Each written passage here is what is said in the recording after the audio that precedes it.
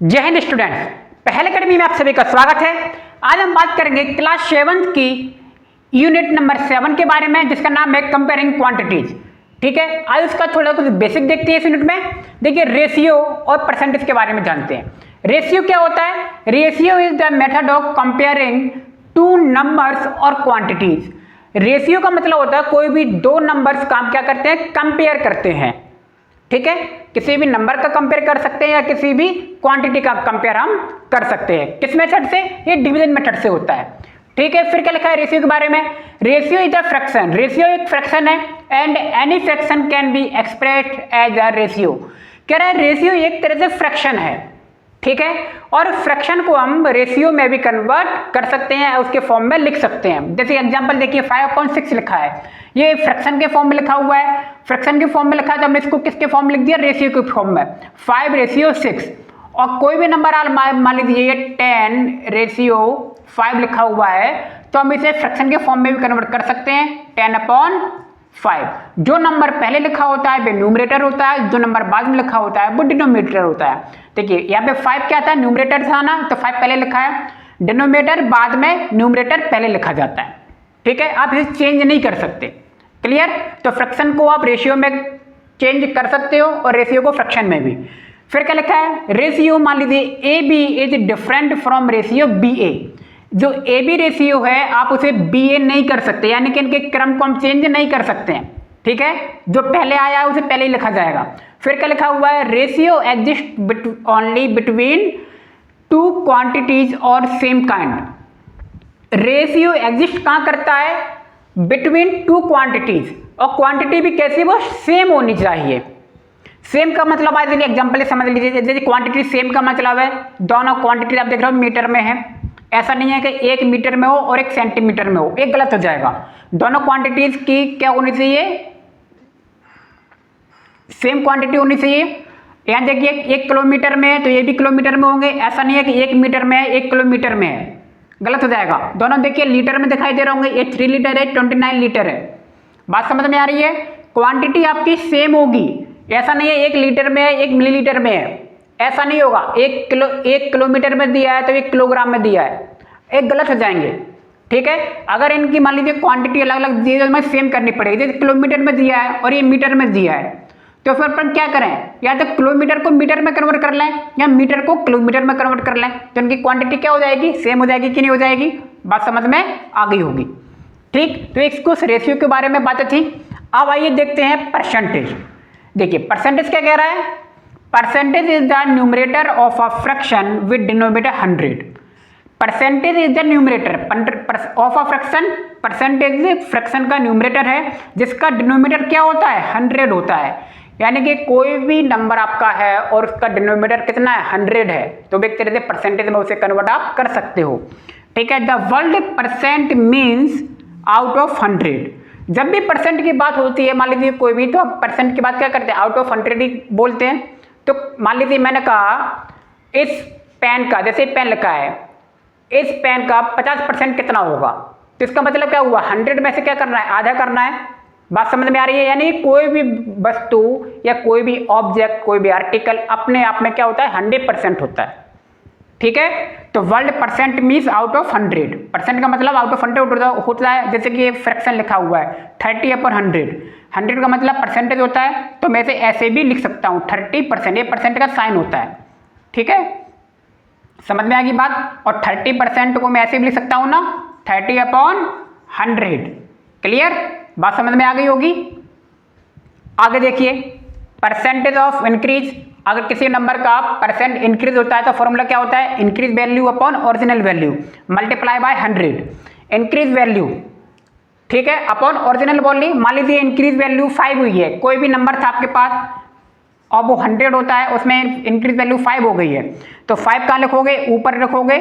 और original value क्या लिखोगे? मान लीजिए ओरिजिनल वैल्यू थी 120, तो मल्टीप्लाई 100%, ये उसका इंक्रीज वैल्यू निकल के आएगी। बाकी सवाल करेंगे, समझ में आ जाएगा। अभी आप फॉर्मूला देख लें।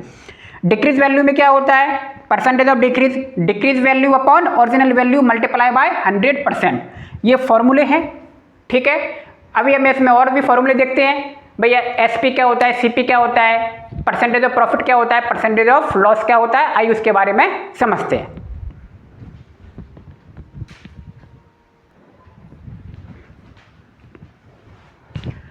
तो देखिए कॉस्ट प्राइस क्या होता है, कॉस्ट प्राइस को हम सीपी से डिनोट करते हैं, इसको सीपी भी लिखा जाता है शॉर्ट फॉर्म में। Price which object is purchased bye a shopkeeper is called its CP. Price which object is purchased bye a shopkeeper, shopkeeper से आप जिस रेट पे खरीदते हैं या जिस दाम में खरीदते हैं कोई भी वस्तु को, वो क्या कहलाता है, आपका कॉस्ट प्राइस कहलाता है। ठीक है, क्या लिखा है, price which object is purchased bye a shopkeeper. जब आप शॉपकीपर से कोई चीज खरीदते हैं तो वो क्या कहलाता है, कॉस्ट प्राइस। जैसे कि मान लीजिए मैंने एक मार्कर है, ये मैंने 20 रुपए का किससे खरीदा, शॉपकीपर से। ठीक है, तो मेरे लिए क्या हो गया, एक कॉस्ट प्राइस हो गया, क्योंकि मैंने खरीदा है ना, कितना रुपए, 20 रुपए। ठीक है, वही दुकानदार के लिए क्या हो जाएगा, दुकानदार सेल कर रहा है ना, तो दुकानदार के लिए क्या हो जाएगा, एसपी हो जाएगा। यानी कि मान लीजिए 20 रुपीज का पेन था मेरा, कितने का था, ये 20 रुपीज पेन था। जब मैंने खरीदा दुकानदार से, मैंने खरीदा तो मेरे लिए क्या हो गया, कॉस्ट प्राइस कितना, 20। और जब दुकानदार सेलिंग प्राइस, दुकानदार ने कितने में सेल किया, वो क्या कहलाएगा, उसका सेलिंग प्राइस कहलाएगा। है 20 रुपीज ही, लेकिन मेरे लिए क्या कहलाया, कॉस्ट प्राइस, और दुकानदार के लिए क्या कहलाएगा, सेलिंग प्राइस। ठीक है, तो क्या लिखा हुआ है, price which object is purchased bye a shopkeeper. आपने जो शॉपकीपर से क्या किया है, परचेस किया है। ठीक है, अब सेलिंग प्राइस क्या होता है, price which object is sold by a shopkeeper. Shopkeeper जो सोल्ड कर रहा है, मैंने कहा ना शॉपकीपर सोल्ड कर रहा है, वो क्या कहलाता है, सेलिंग प्राइस कहलाता है। ठीक है, बात समझ में आ गई होगी। जब हम खरीदते हैं किसी वस्तु को तो वो उसका कॉस्ट प्राइस कहलाता है, दुकानदार जिस कीमत पे बेचता है वो कहलाता है सेलिंग प्राइस। बात समझ में आ गई, जैसे कि मैंने आपको एग्जांपल दिया था, आपको समझ में आ गया होगा। ठीक है, सेलिंग प्राइस को एसपी से डिनोट किया जाता है। प्रॉफिट क्या होता है भैया, तो प्रॉफिट आपको बताइए कब होगा, जब आपने कोई चीज 20 रुपए में खरीदी हो और 25 में बेची हो। खरीदी है ना आपने, तो ये आपके लिए कॉस्ट प्राइस हो गया ना, और जब बेच रहे हो 25 में, तो बेचना क्या है, सेलिंग प्राइस। तो सेलिंग प्राइस में से हम क्या करेंगे, कॉस्ट प्राइस को माइनस कर देंगे तो हमारा प्रॉफिट आ जाएगा। ठीक है, तो देखिए सेलिंग प्राइस में से हम क्या कर देंगे, कॉस्ट प्राइस को माइनस करेंगे। ठीक, लॉस क्या होगा, cost price minus selling price. मान लीजिए पेन मैंने 20 रुपए का खरीदा था, खरीदा मतलब एक हो गया मेरे लिए कॉस्ट प्राइस। 20 रुपए का खरीदा था और 15 में बेच दिया, कम में बेचा ना, ज्यादा में खरीदा है और कम में बेच रहा हूं, तो क्या होगा, ये मेरे लिए लॉस होगा कि नहीं होगा। तो कॉस्ट प्राइस में से क्या कर दूंगा, सेलिंग प्राइस माइनस कर दूंगा, क्योंकि इस कंडीशन में कॉस्ट प्राइस आपका क्या होगा, ज्यादा होगा और सेलिंग प्राइस क्या होगा, कम होगा, तो आपको क्या होगा, लॉस होगा ना वहां पे। परसेंटेज ऑफ प्रॉफिट क्या होता है भैया, परसेंटेज ऑफ प्रॉफिट, प्रॉफिट का कभी कभी परसेंटेज निकालने के लिए पूछ लेता है, कह रहा है आपको 5 रुपए का फायदा हुआ है तो आप बताइए आपका परसेंटेज ऑफ प्रॉफिट कितना है।